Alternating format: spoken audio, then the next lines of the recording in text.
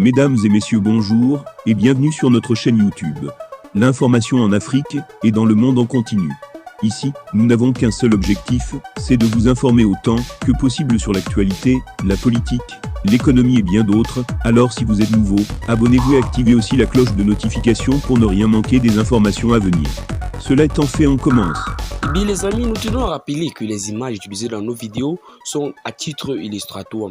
C'est donc sur cette lancée que nous vous conseillons et nous vous recommandons de rester poli dans l'espace commentaire sous peine de voir votre commentaire tout simplement supprimé. Depuis la montée en puissance du colonel Assimi Goïta au pouvoir, il ne cesse de soulever le Mali.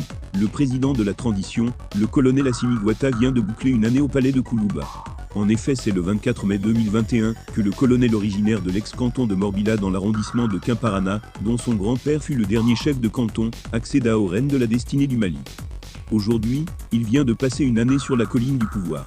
Le colonel Assimi Goïta a pour les intimas, malgré les conditions difficiles antérieures à son accession à Koulouba, marqué des points. Oui, des points ou un bilan positif, car le jeune officier de l'armée malienne a reçu, où ses pairs ont échoué. C'est-à-dire arraché la main à la France.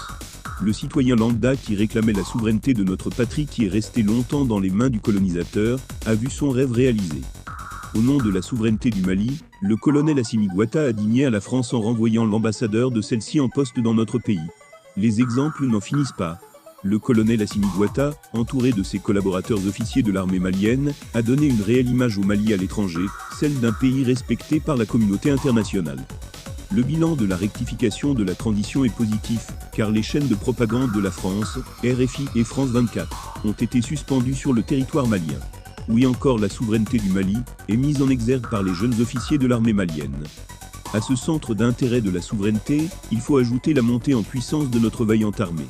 Les zones sous occupation des djihadistes jadis ont été libérées. Il s'agit de Moura, Farabougou et autres.